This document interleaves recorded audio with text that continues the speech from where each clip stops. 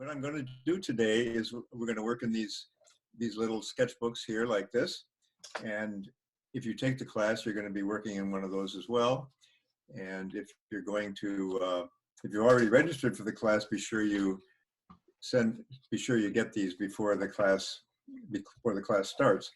I am going to today to do a contour line, ink line drawing, and then I'm going to add watercolor to it. And so when you're going to do a contour ink line drawing and you're going to add watercolor to it, what you want to do is you want to get, if you can, a pen that is not a water-soluble ink, a pen that is permanent ink. So I'm going to use this Micron pen this morning or this afternoon to do this drawing, and then I'm going to add watercolor to it, and that's pretty much what the demonstration is going to be. If I have time, I'm going to do another one. I have plans to do another one here, but if I don't, I'll do it in the class. I did want to show you, and I'm going to switch cameras now. I'm going to switch cameras to my tabletop so you can see what I'm showing you. And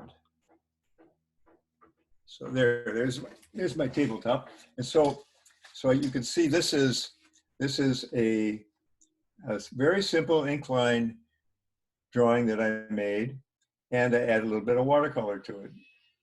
This whole drawing probably took me all of 5 minutes to do. Here's another one, and there's another one, and another one. Very, very simple. These are very, very simple. This one, was a blind contour and probably took me, a minute to do that, and then put the watercolor on maybe another minute and a half. So the idea is when you're traveling, if you can do things small and quickly, you'll do them. If you have a large piece of paper with you and need a lot of setup and an easel and all that, you're probably not going to do it. So I encourage people to take a small sketchbook with them when they travel. So what I'm going to do today is I'm going to demonstrate this, and I found this photograph in a brochure for a cruise line, and I'm going to use this as my model for the drawing that I'm going to make. I think you can all see that, and I'm going to put this right here so you can see what I'm doing, and I'm going to just do the drawing now and then add some watercolor to it. So the first thing I do is I look at what I'm going to draw, and I do what I call an air drawing.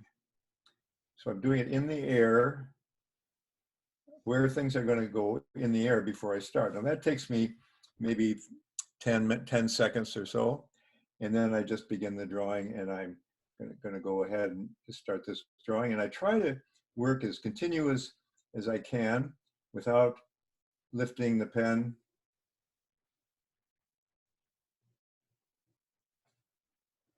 And I'm just going to use a dome now here.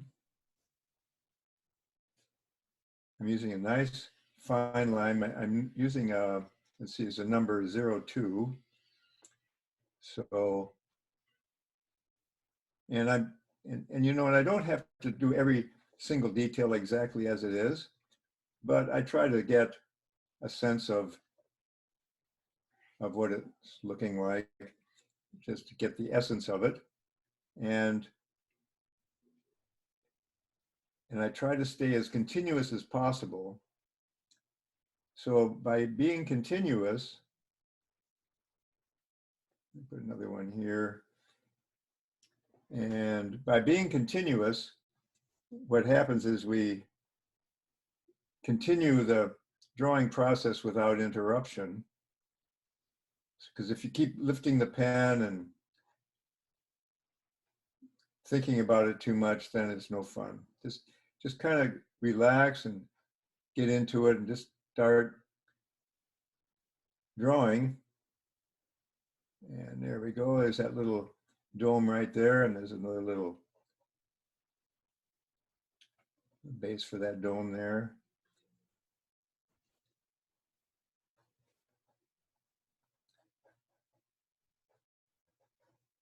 And I don't care if things are not exactly perfect, because that's not the point. The point is just to capture the essence. And the other advantage of doing this is that when you're traveling, and of course you can practice with photographs, when you're actually traveling, it really helps you to see the things that you are experiencing. So many people just point the camera and then they take the photograph and then they figure, well, I got it stored in my camera. But really, it's not stored in your consciousness because you haven't really looked at it. But this way, you really do see things, and you notice things that you would not notice if you didn't draw them. So it increases your appreciation and your fun when you're traveling to do this.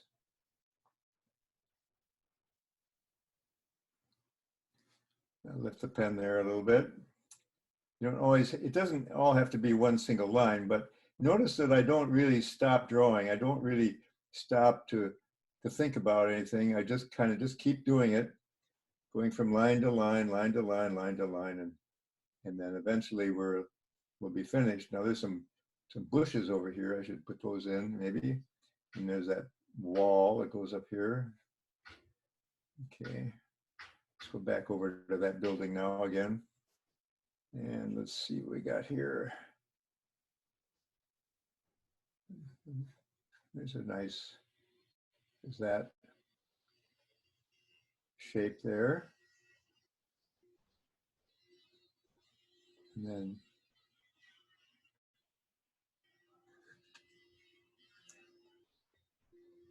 can everybody see pretty well, Allie? You think, can you see this? I can see it. Yeah, it's perfect. It's really perfect. Sorry, I have myself on mute, so just to keep it quiet. Oh, okay. So Robert, you said it was a micron pen, right?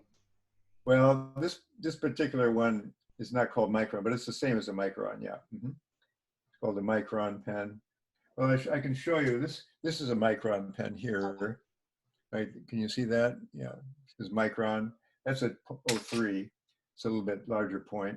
Yeah, some people might wonder, why not pencil? Oh yeah, well, if we're going to use pencil, then we talked about that last week. Remember, I said that you use pencil, and then your pages rub together, and then the pencil all smears, and then if you're using pencil, then you're going to want to erase, and then that's going to take you 3 times as long to do it. So it's better to do this.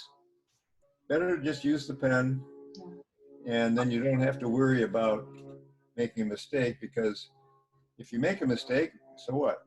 That's Robert, part of the deal.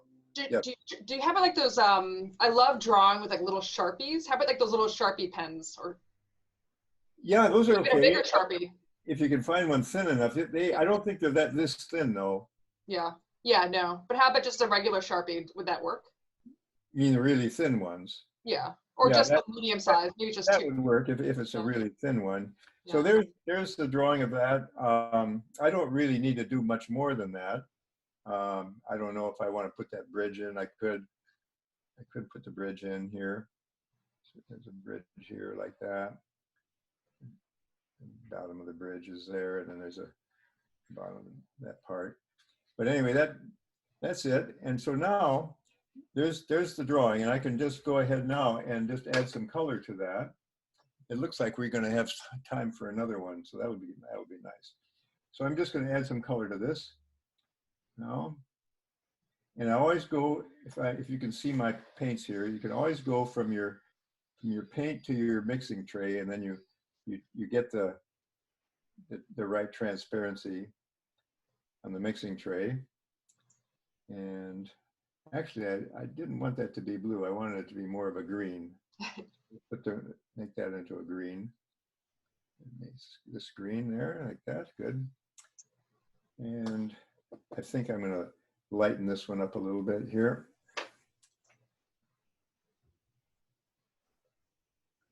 I'll lighten this one up, and then we'll darken this one up here. So Robert, there's a question. Yeah. and I'll just read it. It says, sometimes when I do watercolor over an ink drawing, the watercolor sits on top of the ink and dulls the black line. Other times the watercolor seems to run off the ink, which then remains crisp, which I like much better. So do you know which kind of ink does which? Well, no, I don't know. It depends on what pen you're using, and you know, you have to find the pen that works for you. So it sounds like trial and error. Yeah, I just think And it you probably also has to do with the type of paper you're drawing on. It's not yeah, just. and then how fast it dries. Uh, Also, so now notice I'm putting in some vermilion here now. Adds a little bit of color to this, and I'll put some more right there also, and here, and maybe here, over here.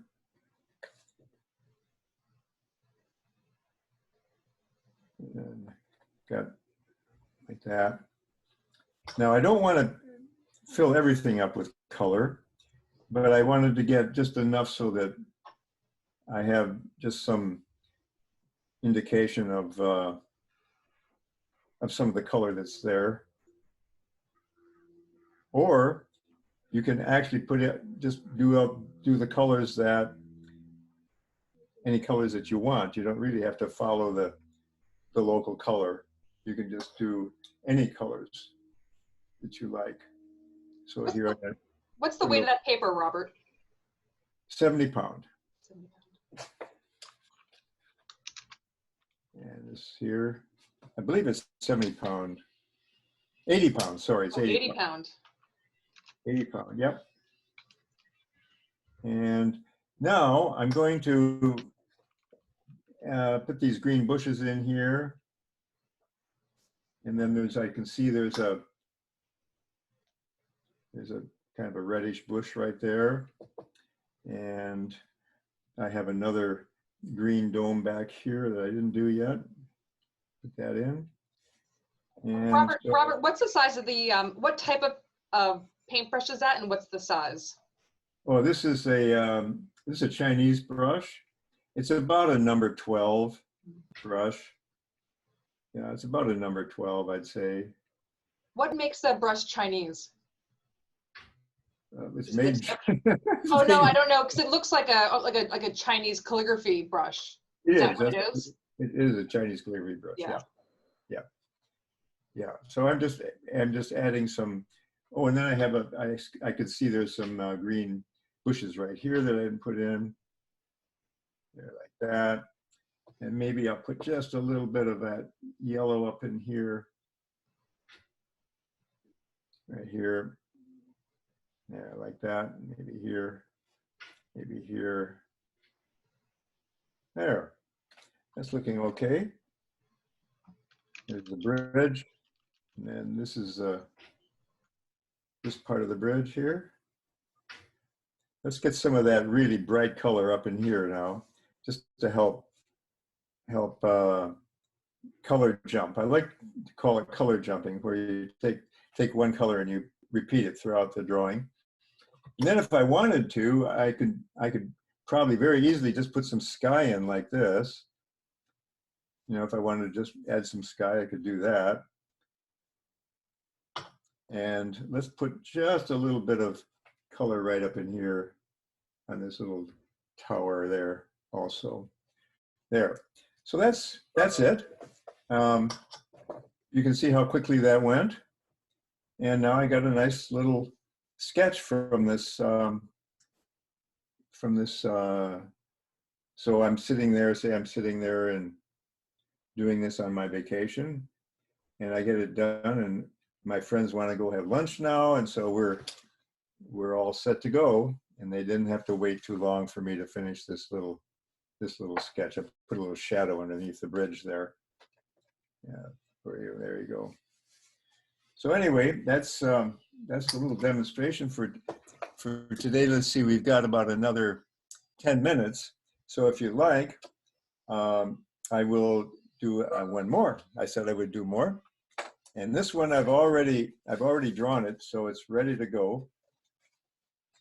And I have this little drawing of these two people here. And I'm going to now this is a pencil drawing. So if I am going to do a watercolor, often I will just do pencil, and then I will paint the pencil drawing. So let's say I'm going to give this gentleman a backpack here.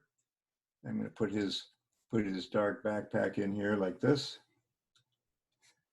and just do that. That's the backpack. Okay, and then I'm going to take and just put a little bit of I'm going to get some skin tone on these figures. This is the gal's arm. Can you see this okay, Ellie? Is it easy to see? It's perfect, thank you. Okay, good.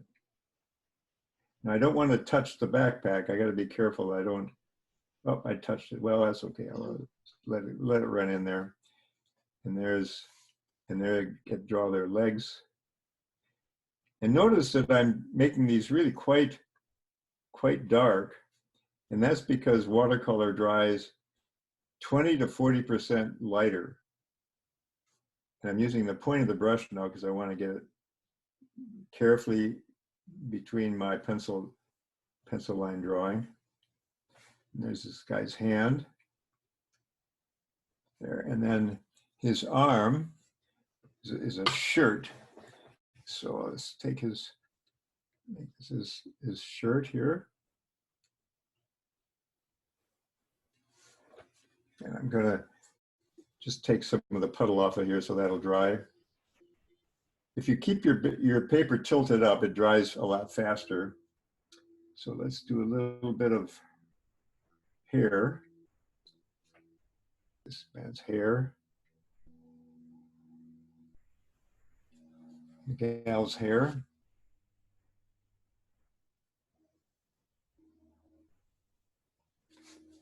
Yeah. Now, while I've got this dark color here, I'll put a shadow underneath their feet. Help ground them. And let's do, how are we doing for time? We still have 8 minutes, that's good. So Robert, a question came in. It Yeah. says, what are your thoughts on watercolor pencils? It seems easier to use when you're traveling. Yeah, no, I don't like watercolor pencils because I can do everything with watercolor. I can do everything with watercolor that you can do with a watercolor pencil, and the pencils require pressure. You have to push on them to make them, and a brush takes no pressure, so it's much easier to use a brush. And I get that question a lot. I don't know why people want to use those pencils, but I think they feel like they have more control with a pencil, but you really have just as much control with a brush as you do with a pencil. So I recommend staying with a brush and ink lines and just a number 2 yellow pencil. Yeah, there. So there's the guy's shorts, and then the gal, I make her backpack kind of brown also while I'm at it. There, like that. And let's see. Let's give this fellow a little sweatshirt there. His sleeve is there, and give this gal some kind of a skirt. Maybe give her a red skirt.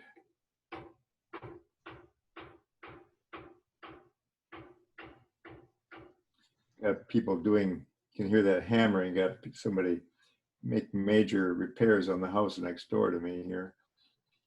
So there's that. Give her that red skirt. And then I'm gonna just put a little bit of watercolor on his neck here. A little bit too much paint there. So Robert, everything that you're using now, the Sumi brush, the watercolor kit, the pens, this is something you travel with, correct? Yes, this is what I travel with. Exactly, right. Mm-hmm. And yep. I know you love the small sketch pads because they could just go right into your pocket or a small right. bag. That's right. They go right, just, you can put them right in your pocket or in your purse or your fanny pack. Yeah. What's in your art bag? Maybe a little, like a cloth to, Yeah, a maybe a towel. little rag, yeah. Yeah. A little water container. Yeah, I showed you last week, I use a little water container like Oh yeah. this from a face cream bottle. And yeah, very simple. So you see how quickly that was that I did that. It's just these two guys, and they're kind of traveling together, and they have he's got his arm around her, and she's got her arm on his back. I thought that was a nice little sketch. I found that in a magazine also, and I could put a little bit of shadow right underneath her dress here like that, and a little bit under his there like that, little shadow underneath that. So how long do you have to wait typically for a drawing or painting to dry before you close the book? This is almost dry right now, and if you're outside with some wind blowing, it's going to dry really quickly. So yeah, it doesn't take long at all. So can you see that okay? Yeah, it's great. Can you lift a little higher to the camera maybe? Let's see. Do you see more of the detail? Oh, it's very cool. Here we go, like that. I love how loose it is. Yeah. Can you do the same for the other painting that you did of the? Absolutely, absolutely. Yeah, we'll take the other one, and this is the other one here. And just one. Oops, there we go. Perfect. There we go. Oh, it's lovely. Yeah. So all that in that short time. So there's a lot of fun, and hope that somebody can join us. And so Robert, I'm going to open it up to Q&A. Sure. So I just might go rapid fire because some of them are coming in. I'm going back to my FaceTime. Great. Okay. So someone said, regarding the upcoming class, they've never taken an art class before. Is this type of demo format? Is this how you teach your class? Well, no worries for that person. Yeah. They'll be fine. We start at the beginning, and with contour drawing, and we just go from there, and it'll be fine. And I have lots of examples to show you. I'm going to use my keynote presentation. I've got probably over 200 images in that presentation to show you during that class. So it's going to be a very rich experience for everybody. Actually, Robert, what I really appreciate about your style of teaching is that you're able to teach someone who's an absolute beginner, who's never held basically a pencil or a paintbrush, to people who've been taking, who've been or professional artists, or been creating for a long time. So yeah, I love the flexibility between the both. So then there's a question: where do you purchase these sketchbooks? Are they still available on your website? Well, what you do is if you don't have the sketchbook and the where is it, we're going to use this book also. Yeah.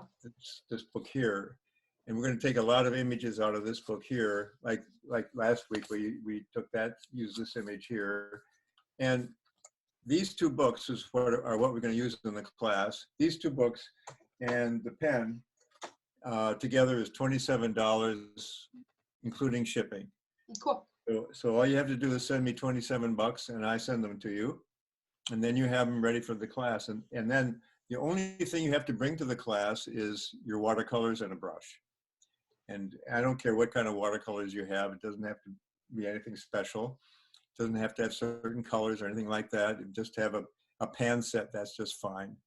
And but I'd like everybody to have this book and one of these little books. And then if you don't have one of these little books and you have another sketchbook that you think will work, that's fine. But it has to work with watercolor. It has to be able to work with watercolor. Yeah. And Robert, I'm able, like, if those little books are great. If I wanted to buy more for friends, I could just buy them on your site, right? Or the price is on the site, and the address to where to send the check is on the site. But you can't there's no shopping cart and that Oh, kind okay, so just email you and say, hey, of. I want Well, this. I also do have PayPal on my site. Oh, cool. So you can purchase it through PayPal if you want to use a credit card. And then when you do PayPal, then I know what the address is to send it to you, and I send it to you. Yeah. Wonderful. Yeah. So there's a question. Says, what weight is the micron brush? I have one that is zero, I guess 0.50. And maybe it means the pen. Pen. This is a pen. Oh, the pen. Yep. Sorry. But they have micron brushes too. So this is a micron pen. This is not a brush. They do have brushes though. Also. Oh, I didn't know that. Yeah. So Yeah. what size is that? Well, this is a 02. Oh, it's 02. Okay. Yeah. Yeah. This is a 02, and here I had another one, 03. And 03 is a little bit larger, but this is 02. Yeah. And does mixed media paper work, like a 90-pound paper? A 90-pound paper of what kind? Just like mixed media, like a 90-pound paper. Oh yeah, that'd be fine. Yeah. Sure. Yeah, that'd be fine. Yeah. Yeah, mixed. Yeah, that would be fine. Mm-hmm. 90 pound. That's very heavy. You know, or what? Much heavier than this. Is only 80 pounds. So. Speaking of heavy, 90 pounds reminds me of postcard paper, which Pacific Art League has a postcard show. Yes, has a postcard show, and submissions are open through the weekend. So if you have a 4x6 piece of artwork, it can be anything, mixed media, drawing, watercolor painting, collage, and want to submit it to our postcard show. The theme is Wish You Are Here, and we're accepting artworks that are inspired by our experiences sheltering in place. But with that said, thank you, Robert. And your class again starts on Wednesday. Next Wednesday, yeah. Wednesday, it's a great way to spend an afternoon. 2 o'clock, yeah.